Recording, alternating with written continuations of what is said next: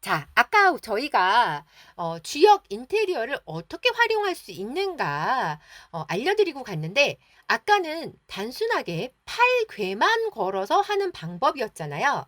지금은 조금 더 상세히 알려드립니다. 이제는 주제별로, 아까는 방향만 가지고 요렇게 하시면 안 좋은 걸 막을 수가 있어요, 길하게 쓰실 수 있어요 하고 알려드렸는데, 자, 이제는 주제별로 내가 어떤 일을 하고 싶어 하는데, 내가 승진하고 싶어, 내가 인기를 얻고 싶어, 내가 아이를 가지고 싶어, 다양한 여러분들의 요구에 맞도록 어떻게 쓸 수 있나 지금부터 배워보도록 하겠습니다. 눈이 번쩍 뜨이시죠? 아니, 주역을 갖다가 오늘 하루 겨우 3시간도 안 배웠는데 일상생활에 쓴다고? 저만 신났나요? 자, 보겠습니다. 자, 이 괴는 어떤 괴냐면요, 지천태괴가 됩니다. 아까 우리가 괴를 어떻게 보는지 팔괴를 배웠기 때문에, 자, 위에 음으로 되어 있는 게 하나, 둘, 세 개가 있죠. 그래서 지구나. 그리고 아래쪽에는 양이 세 개가 있죠. 천이구나 하는 걸 여러분들이 알 수 있을 겁니다. 자, 그러면 제가 어제 엑셀 강의 자료를 미리 보내드렸잖아요. 출력해서 오신 분들은 이따 괴명 찾기 할 때 그걸 보시면서 하면 조금 더 편하실 수 있습니다. 자, 이 지천태괴는요, 이럴 때 쓰면 좋습니다. 사교성이 발달하고 평화원만, 남녀 관계는 다정하게, 잠긴 용이 하늘에 오르는 격이다. 천지의 기운이 화기애애하게 움직이는 때이니 안정과 화합이 이루어지고 크게 열린다라는 의미를 가지고 있습니다. 그래서 내가 우리 집에 안정과 화합을 원해. 우리 곧 또 명절이 다가오잖아요. 명절에 오랜만에 가족을 만나서 너무 반갑고 좋은데, 반갑고 좋기만 하면 참 좋겠으나 그 좋지 않은 상황이 또 생기기도 하잖아요. 그럴 때 현관에다가 이 지천태계를 딱 하니 붙여놓으면 이번 명절은 가족들이 다툼 없이 아주 화목하게 잘 보낼 수 있게 되는 좋은 기운을 발휘할 수 있습니다. 더불어 오시는 분들이 물어보겠죠. 이게 뭐예요? 내가 주역을 좀 배웠지. 그래서 한번 써봤어. 이러면 어머 세상에, 그 어렵다는 주역을요? 하고 아마 보는 눈이 달라질 겁니다. 자, 그럼 또 보죠. 또 뭘 쓰면 좋은가? 자, 이번에는요, 천화동인괴입니다. 보통 이제 같은 뜻을 가진 사람들, 뭐 이런 의미로 많이 쓰여지는데요. 동행, 동반자, 동호인 이런 의미를 가지고 있어서, 우리가 예를 들어 지금 우리 선생님들이 하고 계신 공모 연수도 마찬가지고, 뜻을 함께하는 사람들이 모여서 어떤 것을 할 때 잘 되기를 바라는 그런 마음으로 이 천하동인괴를, 여러분들이 종이에다가 정성을 다해서 이 괴를 그리셔도 되고요. 아니면 사진 찍어서 핸드폰에 사진으로 저장하시는 것도 효과 있습니다, 여러분. 아니면 오늘 이제 여러분들이 카드를 선물로 받게 되시면 그 카드를 여러분들 지갑에 부족처럼 좋은 괴만 쏙쏙 뽑아서 넣고 다니셔도 됩니다. 네. 다양하게 활용할 수 있죠. 네. 자, 또 봅니다. 이번에는요, 화천대유괴입니다. 순조롭게 시작하고 크게 뻗어가는 형상이다. 한낮 중천에 떠있는 태양이니 만물을 비추는 형상이라 풍요롭고 만족함. 밖으로는 화려하니 인기가 중천하여 선망의 대상이 된다 라고 되어 있는데, 자랑은 아니고 오늘 제가 뽑은 괴에 이 화천대유괴가 나왔다는 거 아닙니까? 네, 그래서 아침에 제가 이 괴를 딱 보고 오늘 강의 괜찮겠다 하고 자신감 충만해서 네, 강의하러 왔습니다. 자, 여러분들 주역은 어려운 게 아닙니다. 여러분들 일상생활에 바로 쓸 수 있습니다. 자, 또 보죠. 산천대축괴인데요. 여러분 부자 되고 싶잖아요. 부자 되기 원하시는 분, 이 괴 빨리 사진 찍으세요. 찍어서 여러분들 핸드폰에 저장하시는 겁니다. 적게 쌓아서 크게 이루는 형이기 때문에 이 괴가 여러분들을 부자로 만들어 드릴 수 있습니다. 갑자기 우리 모니터 화면을 봤더니 선생님들이 핸드폰을 꺼내서 열심히 찍고 계시네요. 다들 부자 되고 싶은 마음들이 충만하신 걸로. 네, 잠깐 기다려 드리죠. 사진을 찍고 계셔가지고. 네. 네, 다 찍으셨죠? 네. 이따 또 강의 자료 제가 캡처해서 드리니까, 아이고야, 못 찍었어 하시는 분 당황하지 않고, 네, 이따 하실 수 있습니다. 네. 자, 또 넘어갑니다. 이번에는 화지진 괴입니다. 아까 모든 게 음으로 돼 있는 이게 땅을 의미한다고 했잖아요. 땅을 의미하는 지 위로 불이 지금 떠올랐잖아요. 화괴니까. 아, 땅 위로 해가 떠올랐네. 바로 그런 괴가 되는 겁니다. 그래서 이름하기를 해돋이라고 부르는 괴인데요. 아, 내 인생에도 해 뜰 날이 오는 것인가? 그런 날을 원하신다면, 빨리 해 뜨는 날을 원하신다면 이걸 여러분들 부적처럼 사진 찍어서 가지고 다니시면 되겠지요. 순조로이 성취한다는 의미가 있습니다. 자, 또 보죠. 이번에는 뇌수액입니다. 자, 번개가 치는 아래에는 아까 수는 험하다고 했는데 그 험하다는 물 위에 번개가 치고 있습니다. 어렵다는 이 수를 번개가 내리쳐서 깨부시는 그런 의미가 되는 거죠. 그래서 어려운 과정이 모두 풀린다는 의미를 가진 괴가 됩니다. 네. 그래서 내가 지금 아주 골머리가 아픈 일이 있다.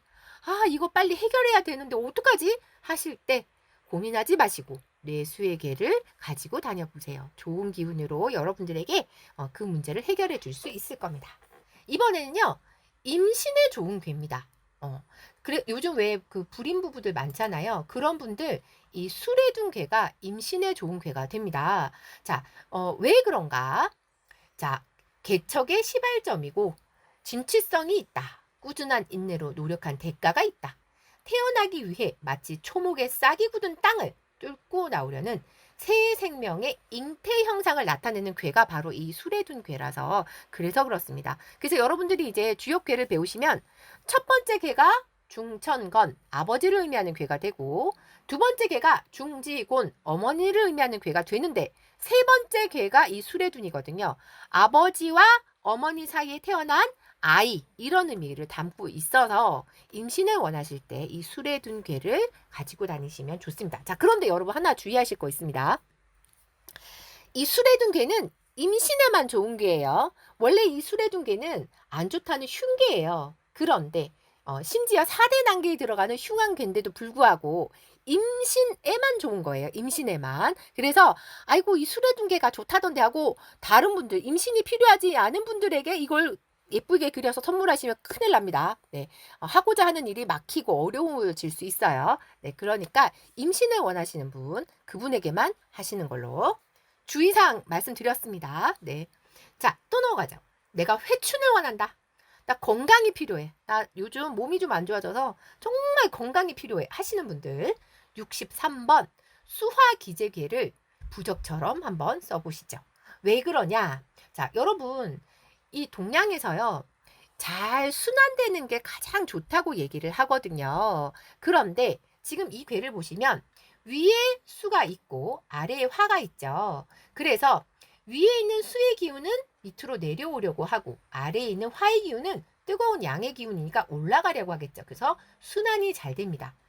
몸속에 혈액순환이 잘 되면 건강하겠죠. 그렇게 기억하시면 좀 이해가 쉬우실 겁니다. 자, 그래서 여러분들 주제별로 좋은 괴를 이제 묶어봅니다. 시너지 효과가 생겨서 더 좋아집니다. 자, 그러면 어떤 괴들이 좋은가? 내가 승진, 영전을 원한다. 그렇다면 풍레익, 화풍정, 지풍승괴를 모아보세요. 그러면 정말 더 좋은 기운을 많이 받으실 수 있습니다. 우리가 오늘 3시간이 안 되는 강의라서 이 괴들 하나하나 설명을 못 드리는 게 좀 안타깝네요. 하지만 제가 강의 자료, 그 엑셀 자료 드렸잖아요. 그 안에 이 괴가 어떤 의미를 가지고 있는지가 나와 있습니다. 그거 보시고, 네, 이런 괴라서 그런 의미로 쓰는 거구나 하고 이해하시면 됩니다. 그리고 아이고 선생님 그럴 줄 알았으면 미리 출력할 거를 출력을 못했네 하시는 분 계실 수 있잖아요. 당황하지 않고 제가 확인할 수 있는 방법을 또 알려드립니다. 자, 밴드에 들어가셔서 그랑블루의 타로 세상이라고 검색을 하시면 제가 운영 중인 밴드가 나옵니다. 그 안에 해시태그로 이 주역 타로가 다 올려져 있어요. 그래서 어떤 괴가 어떤 의미인지가 나오니까 거기서 보실 수도 있습니다. 이따 제가 그 밴드 어떻게 들어가고 활용하는지 또 좀 더 상세히 알려드릴게요. 자, 이번에는 가정의 화합이나 결혼을 원할 때 쓰면 좋은 괴들인데요. 풍택, 중부, 풍화, 가인, 택산, 함 괴가 됩니다. 이 중부라는 괴는 믿음을 의미하는 괴가 되고요. 풍화, 가인은 가족을 아주 잘 건사한다는 그런 의미가 되고 택산함은 가슴 떨리는 첫사랑을 나타내는 괴가 됩니다. 그러니 이 조합들이 된다면 가정의 화합과 결혼을 성사시킬 수 있는 그런 괴가 되는 거죠. 자, 이번에는 내가 산천대 축계로 부족해. 난 더 많이 부자가 되고 싶어 하시는 분 기운을 모아 시너지 효과를 또 발휘해 봅니다. 오늘 되게 바쁘시네요. 막 사진을 계속 찍으시는 분들이 굉장히 많습니다, 지금. 네, 좋습니다. 네, 반응이 좋은 걸로. 자, 뇌수에 힘들었던 문제는 다 풀려나가고 지천태 평화 원만하게 나는 부자가 되리라 하는 조합이 되는 거잖아요. 그래서 요걸 호주머니에 부적처럼 갖고 다니시면 여러분들 좋게 아주 길하게 부자 되실 겁니다. 돈이 너무 많아갖고 골머리 아프잖아요. 이런 거 없이. 네, 부자 되실 수 있습니다. 자, 이번에는 인기와 발전을 원할 때 화지진, 아까 해가 뜬다는 바로 그게였죠. 그리고 천화동인 하늘 아래 불 피워놓고 캠프파이어 하는 같은 뜻을 가진 사람들이 모여서 화합하는 괴였잖아요. 그리고 오늘 저한테 나왔던 바로 그 화천대유괴, 인기와 발전을 할 수 있는 괴의 조합이 됩니다. 자, 이렇게 여러분들 주역을요, 여러분들 일상생활에 쓰실 수 있습니다. 별거 아니네. 그냥 뭐 3시간도 안 되는 거 들어갖고 주역 바로 쓸 수 있네. 하는 생각 하셨죠? 그랬길 바랍니다. 자, 이제는 그럼 괴의 구성을 볼 텐데요. 아까 태극기의 건공감리 말씀드렸잖아요.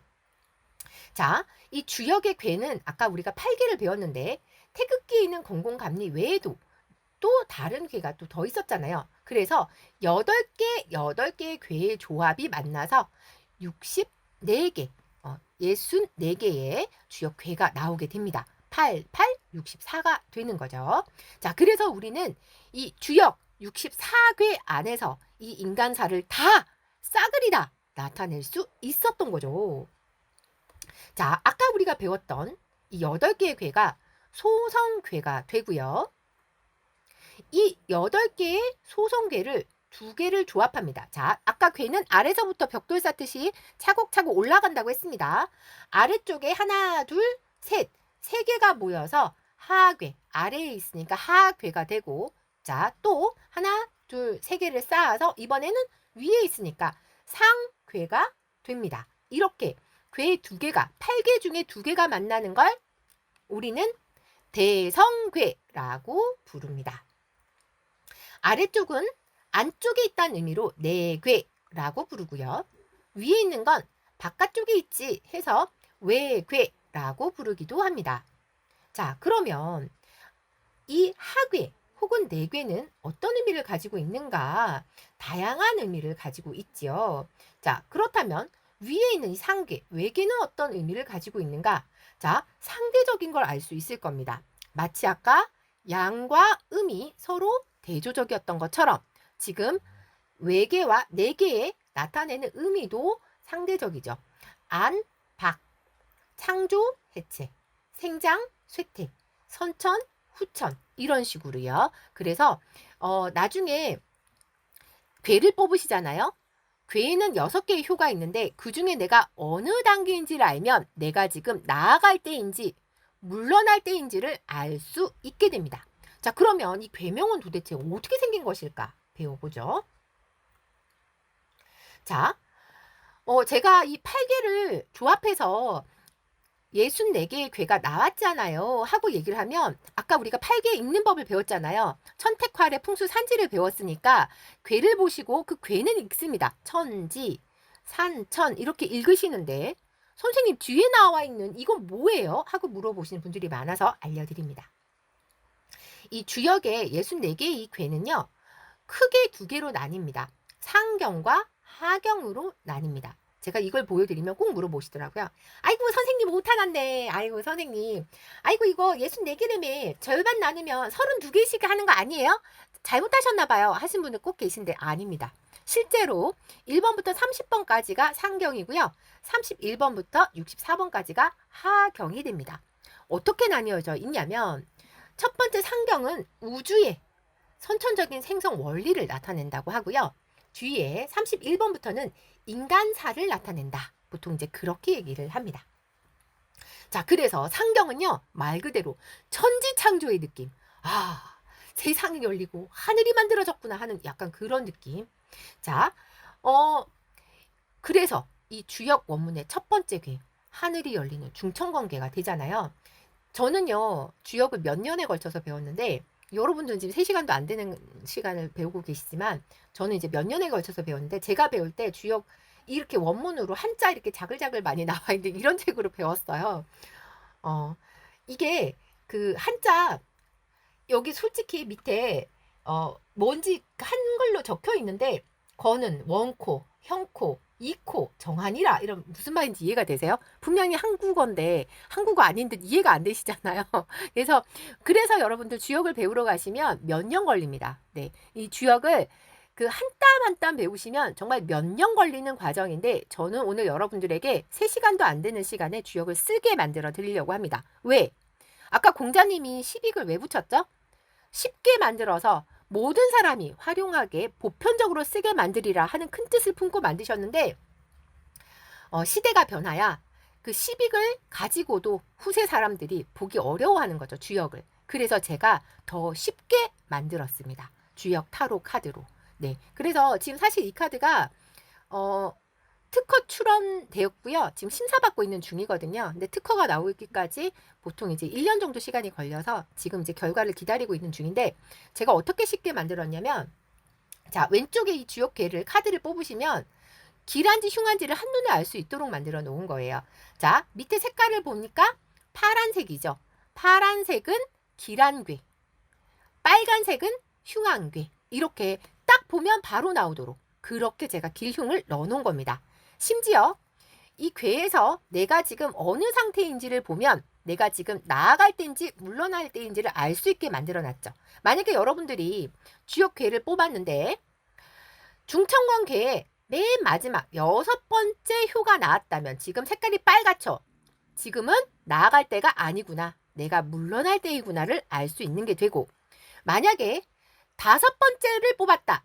하나, 둘, 셋, 넷, 5번째. 선생님, 보라색인데요? 그렇죠. 여러분들, 보라색이 대길입니다. 제일 좋다는 거예요. 자, 그래서 색깔이 보라색이 대길, 파란색이 소길, 까만 건 평, 주황색은 소흉, 빨간 건 대흉. 이렇게 길흉을 한눈에 볼 수 있게 만들어 놓은 카드예요. 그래서 주역을 전혀 모르셔도 지금 이 중천권 개는요.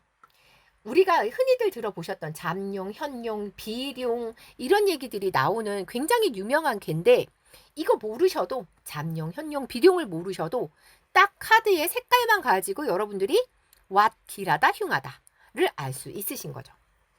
자, 보통 이제 대선 앞두고 이런 얘기들 많이 나오잖아요. 대선에 나가려고 하는 어떤 후보, 뭐 잠룡인데 너무 빨리 나온 것이 아닌가 막 이러면서 신문 기사 나오기도 하잖아요. 잠룡은 첫 번째잖아요. 맨 아래 여기잖아요. 지금 주황 색깔 흉하다는 거잖아요. 아직 세상 밖으로 나올 때가 안 된 물속에 잠겨 있는 용인데 감히 어디를 이런 느낌의 이제 괴가 되는 거죠. 그래서 쉽게 여러분들이 이걸 익힐 수 있습니다.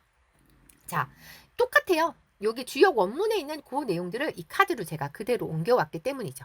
자, 만약에 여러분들이 굉장히 중요한 모임에 내가 회장을 하고 싶어서 이번에 출마를 해. 내가 이번에 회장이 될까? 궁금해서 괴를 뽑았는데 1번 중천권계에 5효가 나왔다. 비룡이다. 되시는 거죠. 이제 이 용이 물 밖으로 나와서 이제 뜻을 펼치기 위해 하늘 날고 있다는 얘기가 되잖아요. 되시는 겁니다. 이렇게 리딩할 수 있습니다. 그래서 제가 별명 붙이기를 이 첫 번째 중천권계를 육룡이 나르샤 괴라고 지었죠. 네. 오늘은 이제 3시간 안 되는 강의라서 다 알려드릴 수는 없고요. 그냥 이렇게 본데 하고 맛만 보시는 걸로 넘어가겠습니다. 자, 그렇다면 하경이 인간의 삶이라고 했는데 인간사를 다루는 이 하경, 자 31번부터 64번까지 있다 그랬죠. 이 인간사의 첫 번째 시작은 어떤 일일까요? 인간사 중에 다양한 일들 중에 첫 번째는 무엇일까요? 바로 놀랍게도 이 캐캐 묵은 주역이 사랑을 담고 있습니다. 선생님, 인간사의 첫 번째가 사랑이라고요? 네, 맞습니다. 자, 아까 우리 8개의 가족으로 할 때 이거 배웠잖아요. 자, 사는 양이 마지막에 있어서 소남. 자, 택은 음이 마지막에 있어서 소녀. 그래서 소녀와 소남 기억하세요. 자, 그리고 양이 첫 번째 있는 장남, 음이 첫 번째 있는 장녀. 기억하세요. 제가 지금 복선을 깔고 있죠. 자, 지금 잘 들으신 분들 이따 선물을 받으실 수 있습니다. 자, 눈을 반짝반짝 빛내면서. 자, 방금 제가 인간사를 담고 있는 첫 번째 괴 택산함이라고 했죠. 자, 여기에 보시면 주역괴의 조합이 택산, 소녀, 소남의 조합입니다. 그래서 제가 택산함 괴를 보면 이 황순원님의 소나기가 생각이 나는 거예요. 아, 풋풋한 첫사랑을 담고 있었지. 그런 느낌. 자, 그렇다면 내풍한 괴는 누구와 누구의 조합인지. 자, 두 번째 상품 나갑니다. 자, 왼쪽의 괴는 가족 중에 누구와 누구였을까요? 자, 채팅창을 봅니다. 가족 중에 누구였을까요? 빙고! 자, 선생님 이제 멈추세요. 이제 더 이상 입력하지 마세요. 자, 순서가 밀립니다. 자, 잠깐만요. 자, 어느 선생님이 선물 받으시나 확인하겠습니다. 축하드립니다. 장남과 장녀라고 잘 써주셨습니다. 맞습니다. 자, 여기에서 장남과 장녀가 만나서 결혼해야지만 내풍왕이 되는 의미는 아니고요. 나이가 좀 많은 지긋한 남자와 나이가 좀 지긋한 여자의 만남이라는 의미가 되는 거죠. 그래서 풋풋한 첫사랑으로 만나 나이 들어서 검은 머리 팥불이 될 때까지 살 수 있는 한결같은 사랑, 그런 의미를 내풍항에서 담고 있습니다. 재미나죠? 주역 계명은요, 그뿐 아니라 형상으로도 나왔는데요. 예를 들어서 풍택중국에는 어미새가 아기새를 품고 있는 형상이고요. 산리에는 이 턱의 모양을 담고 있다고 합니다. 활의서합은 그 턱 속에 뭔가 먹을 걸 집어넣어서 오물오물거리는 그런 모습인데요. 자, 풍택중부는 어미새가 아기새를 품고 있는 이런 모양. 여기 보시면 어미새가 아기새를 이렇게 안고 있는 모양으로 그렇게 나여 있고요. 산리에는 윗턱, 아래턱, 그래서 이렇게 입의 모양을 담고 있다고 합니다. 자, 그리고 활의서합은 윗턱, 아래턱 사이에 뭐가 하나 들어있죠. 방금 보셨던 거와의 차이는 여기 뭐가 들어있다는 게 차이가 되는 거죠. 그래서 이 들어있는 것을 내가 씹어서 소화를 하느냐 못하느냐, 이제 그게 문제가 될 수 있고, 입의 형상을 하고 있는 이 괴는 말 조심하세요, 먹을 거 조심하세요 하는 의미를 담고 있습니다. 자, 이 풍택중부괴는 어미새가 아기새를 품고 있는 거잖아요. 굉장한 믿음을 갖고 있는 거죠. 이 아기새는 엄마가 날 잘 보살펴 줄 거라는 믿음을 갖고 있는 거죠. 그런 의미의 괴가 됩니다. 자, 이 주역괴는요, 1번부터 64번까지 순서가 있는데요. 그냥 무작위로 만든 건 아니고요. 이제 주역을 배워보시면 순서가 있는데, 혹시 관심 있으시다면, 제가 이 책하고 관련은 없는데 그냥 소개만 해드립니다. 혹시 주역을 조금 더 깊게 배워보겠다 하시는 분 계시면 보시라는 의미예요. 자, 역경잡설이라는 책인데요. 이 책 안에 이 주역의 괴가 왜 그 순서로 생겼는지가 나와 있는 거죠. 자, 그래서 첫 번째 괴, 아까 중청건, 중지곤, 그리고 임신에 좋다는 수레두는 이런 의미가 됐던 거죠. 천지가 있은 후에 만물이 생겨난다. 천지에 가득 차 있는 것이 만물이므로 둔괴로 이어진다. 쉽게 더 설명드리면 아버지와 어머니가 만나서 이제 자식이 태어난다. 그런 의미가 되는 거죠. 자, 그래서 그 이후로도 인간 세상에 어떤 일이 생기는지 이런 것들이 쭉쭉 주역괴가 왜 그 순서로 나왔는지가 나와 있는 책이 되겠습니다. 시간 관계상 넘어갈게요. 더 필요하신 분은 역경잡설 이 책을 찾아보시기 바랍니다. 자, 그래서 1번부터 64번까지의 주역 괴 중에 첫 번째가 아버지를 의미하는 괴였고, 두 번째가 어머니를 의미하는 괴가 됐었잖아요. 자, 놀랍게도 나중에 여러분들 주역을 조금 심도 있게 배워보시면 괴가 변한다는 걸 알게 되실 겁니다. 자, 그래서 여러분들 괴가요, 4가지 변신을 합니다. 자, 첫 번째 중천곤과 두 번째 중지곤은 변신을 하면 자, 변하지를 않아요. 음량이 바뀌는 이 배합계 빼고는 나머지가 변하지 않아요. 그래서 이 주역이 세상의 근본이 되는 아버지와 어머니를 첫 번째와 두 번째로 배치했구나 하는 걸 알 수가 있지요. 자, 그리고 마지막, 이거 많이 들어보셨죠? 주역 좀 하신다는 분들, 혹은 주역 전 잘 모르는데요 하는 분들도 수화기제나 화수미제는 들어보셨을 겁니다. 그쵸? 많이 들어보셨던 괴인데요. 자, 마지막에 있는 수화기제와 화수미제는 놀랍게도 괴가 변하면 서로 상대방으로 가는 겁니다. 화수미제는 전부 다 여기 수화기제로 바뀌고 수화기제는 변신을 하면 다 화수미제로 바뀌고 이렇게 서로 왔다 갔다 하는 겁니다. 그래서 이 세상이 64번 마지막 기에서 끝나는 게 아니라 끊임없이 미완성이기 때문에 세상이 돌아간다는 이치를 주역에 담고 있는 거죠.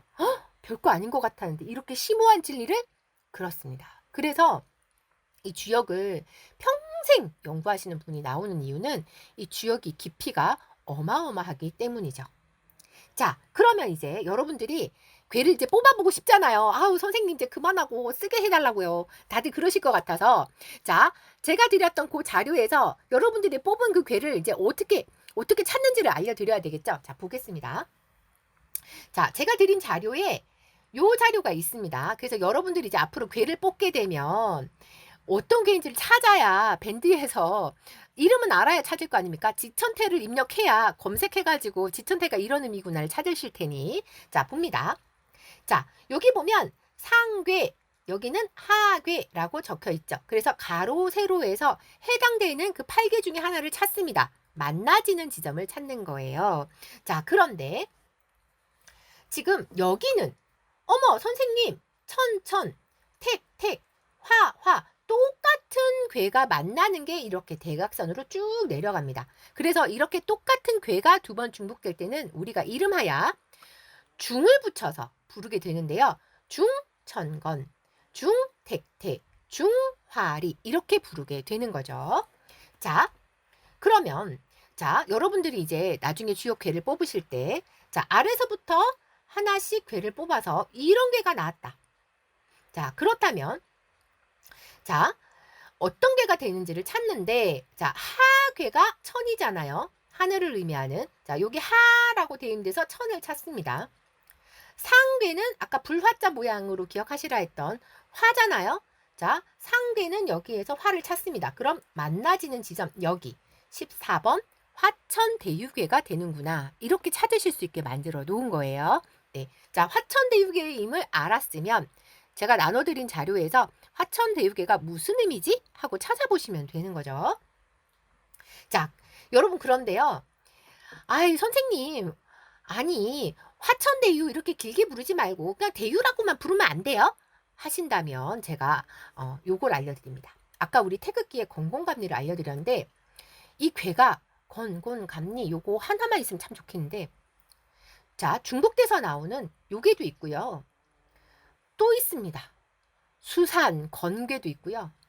택수, 곤괴도 있습니다. 그래서 뒤에 이름 건이나 곤으로만 부르시면 가만히 있어봐. 이게 수산 건괴야 중천 건괴야가 헷갈릴 수 있는 거죠. 그래서 제가 말씀드릴 때 괴에 이 번호가 있거든요. 39번 수산건하고 숫자를 알려주시던지 아니면 수산건하고 제대로 다 읽으시던지 제가 이제 그렇게 말씀을 드립니다. 그런데 여러분 기왕이면 39번 수산건하고 숫자까지 외우시면 더 좋아요. 왜? 이유를 알려드립니다. 아침에 출근하는데 오늘 중요한 일이 있는 거예요. 아, 오늘 우리 학교에 뭐 감사받기로 했는데 잘 될까?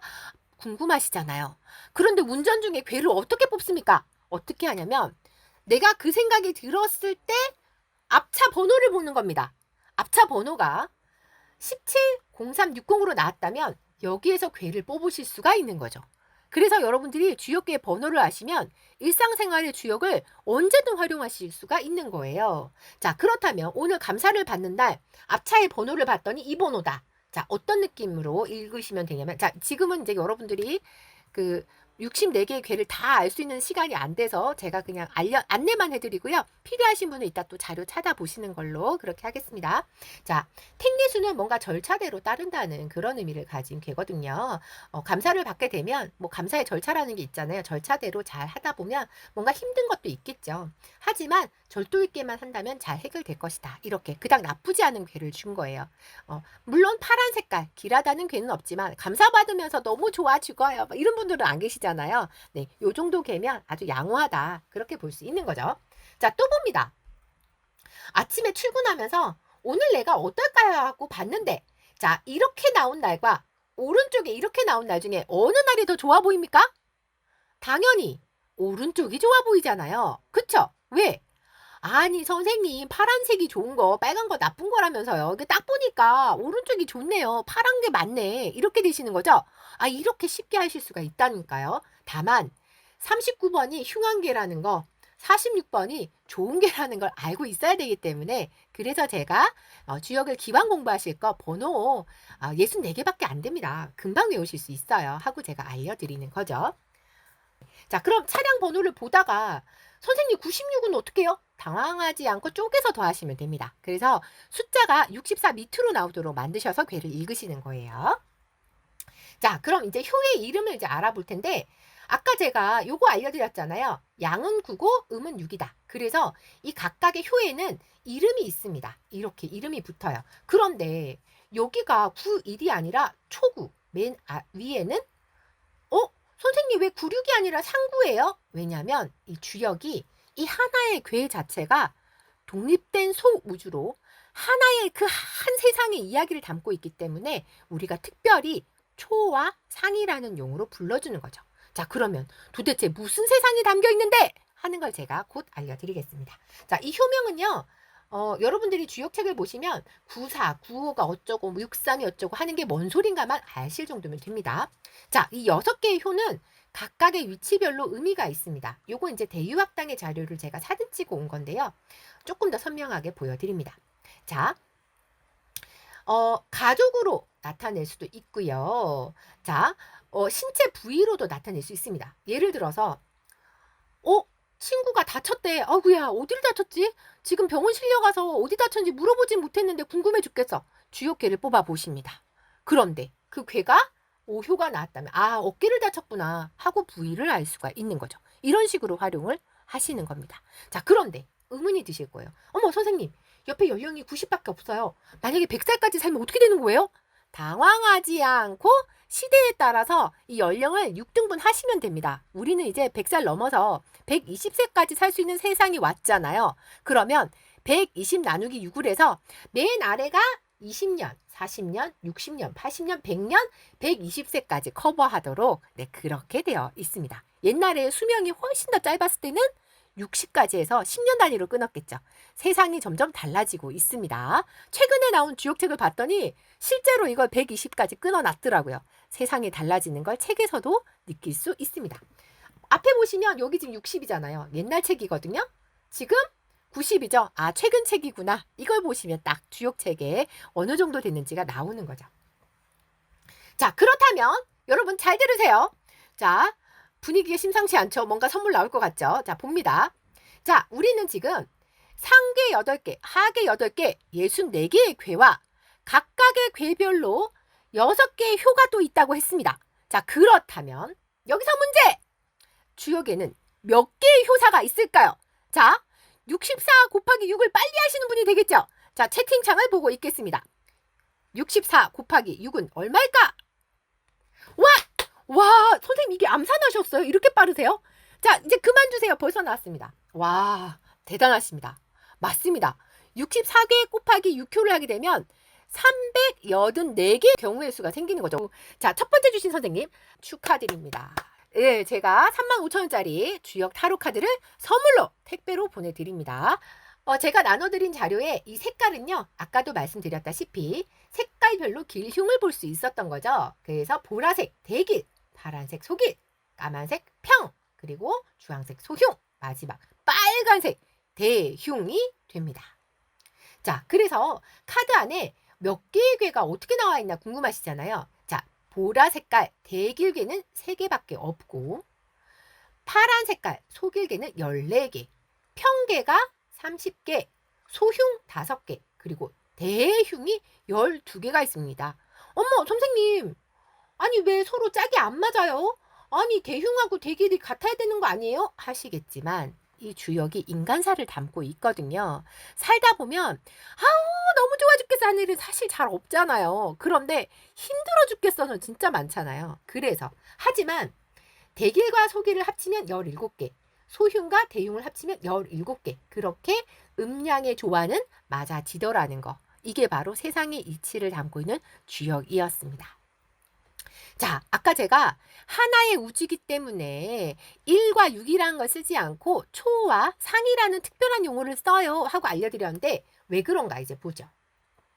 자, 왜 이 궤가 6개의 효로 구성되는 걸까 궁금하실까봐 6단계 법칙을 알려드리는데요. 요거 제가 동영상 미리 보내드렸잖아요. 아까 이거 초와 상이라는 특별한 용어를 썼던 그 이유 6단계 법칙 동영상을 나중에 여러분들이 한번 보세요. 제가 어제 미리 보내드렸습니다.